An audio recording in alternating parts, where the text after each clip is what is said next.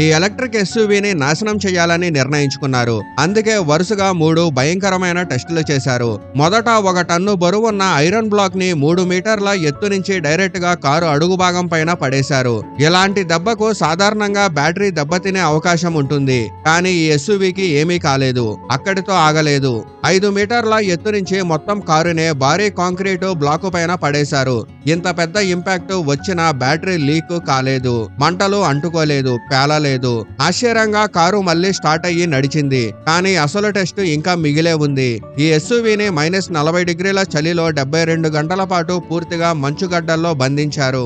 మంచు కరిగిన తర్వాత రిమోట్ తో డోర్లు తెరుచుకున్నాయి. కారు ఒక్కసారి స్టార్ట్ అయ్యి మామూలుగా నడిచింది. ఈ టెస్టులన్నీ BAIC BG6 లీటింగ్ అనే ఎలక్ట్రిక్ ఆఫ్ రోడర్ ఎస్యూవీ పైన కండక్ట్ చేశారు. దీని బ్యాటరీ ప్రొటెక్షన్ సిస్టమ్, బలమైన అండర్ బాడీ స్ట్రక్చర్ ఎంత సేఫ్ గా ఉందో ప్రపంచానికి చూపించడానికి ఈ టెస్టులు చేశారు. ఈ టెస్టులు చూసిన తర్వాత ఎలక్ట్రిక్ కార్స్ బలహీనమని ఇప్పటికీ అనుకుంటారా? కామెంట్ లో చెప్పండి.